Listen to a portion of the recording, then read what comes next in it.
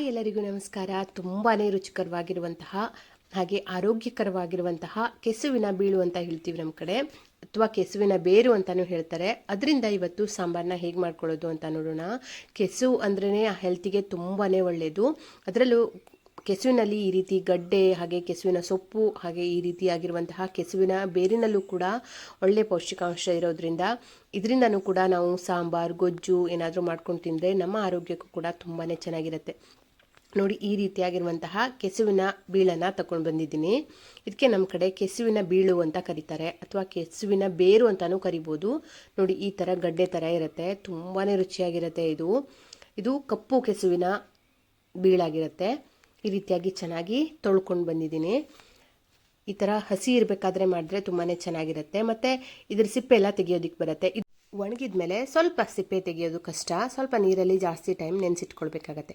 ಆದರೆ ಈ ಥರ ಹಸಿ ಇರಬೇಕಾದ್ರೆ ನೀರಲ್ಲಿ ನೆನೆಸಿಟ್ಕೊಳ್ಳೋ ಅವಶ್ಯಕತೆ ಇಲ್ಲ. ಒಂದೆರಡು ಸರಿ ಚೆನ್ನಾಗಿ ತೊಳ್ಕೊಂಡು ಈ ರೀತಿಯಾಗಿ ಒಂದು ಬಟ್ಟೆ ಸಹಾಯದಿಂದ ಈ ಥರ ತಿಕ್ಕಿಬಿಟ್ರೆ ಸಾಕು, ಸಿಪ್ಪೆ ಎಲ್ಲ ತಾನಾಗೆ ಬಿಟ್ಕೊಳ್ಳುತ್ತೆ. ಆಮೇಲೆ ಕಟ್ ಮಾಡ್ಕೊಳ್ಳೋದು. ನೋಡಿ, ಈ ರೀತಿಯಾಗಿ ನೀಟಾಗಿ ಸಿಪ್ಪೆನ ತಕ್ಕೊಳ್ತಾ ಇದ್ದೀನಿ. ಈ ಥರ ಒಂದೆರಡು ಸರಿ ಬಟ್ಟೆ ತೊಗೊಂಡು ತಿಕ್ಕೊಂಡ್ರೆ ಚೆನ್ನಾಗಿ ಮೇಲಿನ ಸಿಪ್ಪೆಗಳೆಲ್ಲ ದಾರ ಥರ ಬಂದುಬಿಡತ್ತೆ.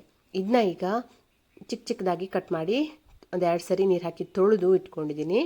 ನಾನು ಇದಕ್ಕೆ ಇವತ್ತು ಡ್ರೈ ಪ್ರೌನ್ಸ್ನ ಹಾಕಿ ಮಾಡ್ಕೊಳ್ತಾ ಇದ್ದೀನಿ. ಈ ಸಾಂಬಾರನ್ನ ಹಾಗೇನೂ ಕೂಡ ಮಾಡ್ಕೊಳ್ಬೋದು. ನಾನ್ ವೆಜ್ ತಿನ್ನಲ್ಲ ಅಥವಾ ಪ್ರೌನ್ಸ್ ತಿನ್ನಲ್ಲ ಅನ್ನೋರು ಹಾಗೇನೂ ಕೂಡ ಮಾಡ್ಕೋಬೋದು. ಎಲ್ಲನೂ ಕೂಡ ಕ್ಲೀನ್ ಮಾಡಿ ಇಟ್ಕೊಂಡಿದ್ದೀನಿ. ಈಗ ಒಂದು ಮಡಕೆನಲ್ಲಿ ಒಂದು 2 ಸ್ಪೂನ್ ಎಣ್ಣೆನ ಹಾಕ್ಕೊಳ್ತಾ ಇದ್ದೀನಿ. ಎಣ್ಣೆ ಬಿಸಿ ಆದಮೇಲೆ ಕಟ್ ಮಾಡಿ ಇಟ್ಕೊಂಡಿರುವಂತಹ ಒಂದು ಈರುಳ್ಳಿನ ಹಾಕ್ಕೊಳ್ತಾ ಇದ್ದೀನಿ.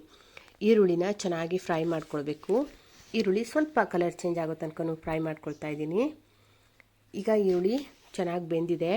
ಇದಕ್ಕೆ ಈಗ ನಾನು ಕಟ್ ಮಾಡಿ ಇಟ್ಕೊಂಡಿರುವಂತಹ ಕೆಸುವಿನ ಗಡ್ಡೆ ಅಥವಾ ಕೆಸುವಿನ ಬೀಳನ್ನು ಹಾಕ್ಕೊಳ್ತಾ ಇದ್ದೀನಿ. ನೋಡಿ, ಈ ರೀತಿಯಾಗಿರುತ್ತೆ. ಇದರಿಂದ ಹಸಿ ಕೂಡ ಮಾಡ್ಕೊಳ್ತೀವಿ, ತುಂಬಾ ಚೆನ್ನಾಗಿರುತ್ತೆ. ಈಗ ಕೆಸುವಿನ ಬೀಳು ಹಾಕಿದ ಮೇಲೆ ಚೆನ್ನಾಗಿ ಒಂದ್ಸರಿ ಮಿಕ್ಸ್ ಮಾಡ್ಕೋಬೇಕು. ನೋಡಿ, ಈ ರೀತಿಯಾಗಿ. ಈಗ ಇದಕ್ಕೆ ರುಚಿಗೆ ಎಷ್ಟು ಬೇಕು ಅಂತ ನೋಡಿಕೊಂಡು ಉಪ್ಪನ್ನು ಹಾಕ್ಕೊಳ್ತಾ ಇದ್ದೀನಿ. ಅಂದರೆ ಬೇಯೋದಕ್ಕೆ ಸ್ವಲ್ಪ ಉಪ್ಪು ಬೇಕಾಗುತ್ತೆ, ಆಮೇಲೆ ಮಸಾಲೆಗೂ ಕೂಡ ಹಾಕ್ಕೊಳ್ಬೇಕು. ಹಾಗಾಗಿ ಈಗ ನೋಡಿಕೊಂಡು ಸೇರಿಸ್ಕೋಬೇಕು. ಉಪ್ಪು ಹಾಕಿದ ಮೇಲೆ ಮತ್ತೆ ಒಂದ್ಸರಿ ಚೆನ್ನಾಗಿ ಮಿಕ್ಸ್ ಮಾಡಿಕೊಂಡು ಇದಕ್ಕೆ ಬೇಯೋದಕ್ಕೆ ಎಷ್ಟು ಬೇಕು ಅಂತ ನೋಡಿಕೊಂಡು ನೀರು ಹಾಕಿ ಇದನ್ನ ಬೇಯಿಸ್ಕೊಳ್ಬೇಕು. ಇದಕ್ಕೆ ಬೇಯೋದಕ್ಕೆ ಸ್ವಲ್ಪ ಟೈಮ್ ಹಿಡಿಯುತ್ತೆ. ಹಾಗಾಗಿ ಇದು ಚೆನ್ನಾಗಿ ಬೇಯುವಷ್ಟರಲ್ಲಿ ಇದಕ್ಕೆ ಒಂದು ಮಸಾಲೆನ ರೆಡಿ ಮಾಡ್ಕೊಳ್ತಾ ಇದ್ದೀನಿ. ಮಸಾಲೆಗೆ ನಾನಿಲ್ಲಿ 1 ಕಪ್ ಆಗುವಷ್ಟು ಹಸಿ ತೆಂಗಿನ ತುರಿನ ಇಟ್ಕೊಂಡಿದ್ದೀನಿ. ಹಾಗೆ ಖಾರಕ್ಕೆ ಒಣಗಿರುವಂತಹ ಮೆಣಸನ್ನು ಹಾಕ್ಕೊಂಡಿದ್ದೀನಿ. ಹಾಗೆ 1 ಟೇಬಲ್ ಸ್ಪೂನ್ ಆಗುವಷ್ಟು ಧನಿಯಾ ಕಾಳನ್ನು ಹಾಕ್ಕೊಂಡಿದ್ದೀನಿ. ಹಾಗೆ ಒಂದು ಸಣ್ಣ ಸ್ಪೂನಲ್ಲಿ 1 ಸ್ಪೂನ್ ಆಗುವಷ್ಟು ಅರಿಶಿನ ಹಾಕ್ಕೊಳ್ತಾ ಇದ್ದೀನಿ. ಹಾಗೆ ಒಂದು 3-4 ಎಸಳಾಗುವಷ್ಟು ಬೆಳ್ಳುಳ್ಳಿನೂ ಕೂಡ ಹಾಕ್ಕೊಳ್ತಾ ಇದ್ದೀನಿ. ಹಾಗೆ ಒಂದು ಸ್ವಲ್ಪ ಹುಣಸೆ ಹಣ್ಣು ಬೇಕಾಗುತ್ತೆ, ಯಾಕೆಂದರೆ ಇದು ಸ್ವಲ್ಪ ಬಾಯಿ ತುರಿಕೆ ಇರುತ್ತೆ. ಈ ಕಪ್ಪು ಕೆಸ ತುಂಬ ಅಲ್ಲ, ಸ್ವಲ್ಪ ಇರುತ್ತೆ. ಹಾಗಾಗಿ ಸ್ವಲ್ಪ ಹುಳಿ ಬೇಕಾಗುತ್ತೆ ಅಂತ ಒಂದು ಸಣ್ಣ ಲಿಂಬು ಗಾತ್ರ ಆಗುವಷ್ಟು ಹುಣಸೆ ಹಣ್ಣನ್ನು ತೊಗೊಂಡಿದ್ದೀನಿ. ಇದನ್ನ ಈಗ ಒಂದು ಸ್ವಲ್ಪ ನೀರಲ್ಲಿ ನೆನೆಸಿಟ್ಕೊಂಡು ಮಸಾಲೆನ ರುಬ್ಕೊಳ್ತಾ ಇದ್ದೀನಿ. ಈ ರೀತಿ ಪೌಡರ್ ಮಾಡಿಕೊಂಡು ಆಮೇಲೆ ಹುಣಸೆ ಹಣ್ಣನ್ನು ಹಾಕಿ ಈ ಥರ ಮಸಾಲೆನ ರೆಡಿ ಮಾಡ್ಕೊಳ್ತಾ ಇದ್ದೀನಿ. ಈ ಥರ ಮಸಾಲೆ ಅಂದರೆ ಮೊದಲು ನಾವು ಮೆಣಸನ್ನು ಪುಡಿ ಮಾಡಿಕೊಂಡು ಕಾಯಿ ತುರಿ ಹಾಕಿ ಮಸಾಲೆ ರುಬ್ಕೊಳ್ಳೋದ್ರಿಂದ ಮಸಾಲೆ ಚೆನ್ನಾಗಿ ನುಣ್ಣಗಾಗುತ್ತೆ. ಹಾಗಾಗಿ ಈ ರೀತಿ ಮಾಡಿ ರುಬ್ಕೊಂಡು ಇದನ್ನ ಒಂದು ಬೇರೆ ಪಾತ್ರೆಯಲ್ಲಿ ತೆಗೆದಿಟ್ಕೊಳ್ತಾ ಇದ್ದೀನಿ. ಅಂದರೆ ನಮಗೆ ಈಗ ಕೆಸುವಿನ ಗಡ್ಡೆ ಬೇಯೋದಕ್ಕೆ ಸ್ವಲ್ಪ ಟೈಮ್ ಬೇಕು. ಹಾಗಾಗಿ ಈ ರೀತಿಯಾಗಿ ರುಬ್ಬಿ ರೆಡಿ ಮಾಡಿ ಇಟ್ಕೊತಾ ಇದ್ದೀನಿ. ಈಗ ಆಲ್ಮೋಸ್ಟ್ ಕೆಸುವಿನ ಗಡ್ಡೆ ಬೆಂದಿದೆ. ಒಂದು ಸರಿ ಚೆಕ್ ಮಾಡಿಕೊಂಡ್ರೆ ಗೊತ್ತಾಗುತ್ತೆ. ಒಂದು ಸ್ವಲ್ಪ ಈ ಥರ ಕೈಯಲ್ಲಿ ಒತ್ತಿ ನೋಡಿದ್ರೆ ಗೊತ್ತಾಗುತ್ತೆ. ಈಗ ಬೆಂದಿದೆ, 3/4% ಬೆಂದಿದೆ. ಬೆಂದಿರುವಂತಹ ಕೆಸುವಿನ ಗಡ್ಡೆಗೆ ಈಗ ಪ್ರೌನ್ಸ್ನ ಹಾಕ್ಕೊಳ್ತಾ ಇದ್ದೀನಿ. ಡ್ರೈ ಪ್ರೌನ್ಸ್ನ ಕ್ಲೀನ್ ಮಾಡಿ ತೊಳೆದು ಇಟ್ಕೊಂಡಿದ್ದೀನಿ, ಅದನ್ನ ಹಾಕ್ಕೊಳ್ತಾ ಇದ್ದೀನಿ. ಡ್ರೈ ಪ್ರೌನ್ಸ್ ಹಾಕಿದ ಮೇಲೆ ಅದು ಒಂದು ಸ್ವಲ್ಪ ಬೇಯೋದಕ್ಕೆ ಬಿಟ್ಟು ಸ್ವಲ್ಪ ಬೆಂದ ಮೇಲೆ ರುಬ್ಬಿರುವಂತಹ ಮಸಾಲೆನ ಹಾಕ್ಕೊಳ್ತಾ ಇದ್ದೀನಿ. ನಾನಿಲ್ಲಿ ಸುಮಾರು ಒಂದು 4-5 ಜನಕ್ಕೋಸ್ಕರ ಮಾಡ್ಕೊಳ್ತಾ ಇದ್ದೀನಿ. ಈ ಮಸಾಲೆ ಹಾಕಿದ ಮೇಲೆ ಚೆನ್ನಾಗಿ ಒಂದ್ಸರಿ ಮಿಕ್ಸ್ ಮಾಡ್ಕೋಬೇಕು. ಈ ರೀತಿಯಾಗಿ ಮಿಕ್ಸ್ ಮಾಡಿಕೊಂಡು ಈಗ ಸಾಂಬಾರು ಕನ್ಸಿಸ್ಟೆನ್ಸಿ ನೋಡಿಕೊಂಡು ನೀರನ್ನು ಹಾಕಿ ಇದನ್ನ ರೆಡಿ ಮಾಡ್ಕೋಬೇಕು.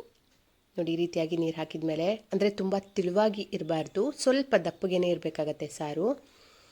ಈ ಥರ ಮಾಡಿ ಇದಕ್ಕೆ ಈಗ ರುಚಿಗೆ ನೋಡಿಕೊಂಡು ಉಪ್ಪನ್ನು ಹಾಕ್ಕೊಳ್ಬೇಕಾಗತ್ತೆ. ನಾವು ಕೆಸುವಿನ ಗಡ್ಡೆ ಬೇಯೋದಕ್ಕೂ ಕೂಡ ಉಪ್ಪು ಹಾಕಿದ್ವಿ, ಹಾಗಾಗಿ ಇವಾಗ ಸ್ವಲ್ಪ ನೋಡಿಕೊಂಡು ಹಾಕ್ಕೊಳ್ಬೇಕು. ಮಸಾಲೆಗೆ ಎಷ್ಟು ಬೇಕು ಅಂತ ನೋಡಿಕೊಂಡು ಉಪ್ಪು ಹಾಕಿ ಚೆನ್ನಾಗಿ ಇದನ್ನ ಮಿಕ್ಸ್ ಮಾಡಿಕೊಂಡು ಕುದಿಸ್ಕೊಂಡ್ರೆ ತುಂಬಾ ರುಚಿಯಾಗಿರುವಂತಹ ಹಾಗೆ ಆರೋಗ್ಯಕರವಾಗಿರುವಂತಹ ಕೆಸುವಿನ ಬೀಳಿನ ಸಾಂಬಾರು ರೆಡಿಯಾಗುತ್ತೆ. ಬಿಸಿ ಬಿಸಿ ಅನ್ನದ ಜೊತೆಗಲ್ದೇ ರೊಟ್ಟಿ ಚಪಾತಿ ದೋಸೆ ಜೊತೆಗೂ ತುಂಬಾ ಸಖತ್ತಾಗಿರುತ್ತೆ. ಒಮ್ಮೆ ಈ ರೀತಿಯಾಗಿರುವಂತಹ ಕೆಸುವಿನ ಬೀಳು ಸಿಕ್ಕಿದ್ರೆ ಟ್ರೈ ಮಾಡಿ, ಹೇಗೆ ಬಂತು ಅಂತ ನನಗೆ ಕಮೆಂಟ್ ಮಾಡಿ ತಿಳಿಸಿ. ಹಾಗೆ ಈ ಥರ ಕೆಸುವಿನ ಬೀಳನ್ನು ಸಾಂಬಾರು ಮಾಡ್ಕೊಳ್ಳೋದ್ರಿಂದ ಹೆಲ್ತಿಗೂ ಕೂಡ ತುಂಬಾ ಒಳ್ಳೆಯದು. ಮತ್ತು ಇದರಿಂದ ತುಂಬ ಅಡುಗೆಗಳನ್ನು ಮಾಡ್ಕೋಬೋದು. ನಮ್ಮನೆಯಲ್ಲಂತೂ ತೋಟದಲ್ಲೇ ಸಿಗುತ್ತೆ. ನಿಮಗೂ ಕೂಡ ಹೊರಗಡೆ ಸಿಕ್ಕಿದ್ರೆ ಒಂದ್ಸರಿ ಟ್ರೈ ಮಾಡಿ, ಹೇಗೆ ಬಂತು ಕಮೆಂಟ್ ಮಾಡಿ. ಮುಂದಿನ ವಿಡಿಯೋದಲ್ಲಿ ಮತ್ತೆ ಸಿಗ್ತೀನಿ. ಹಾಗೆ ನನ್ನ ಚಾನಲ್ನ ಸಬ್ಸ್ಕ್ರೈಬ್ ಮಾಡಿಕೊಂಡು ನೋಡಿ. Thank you.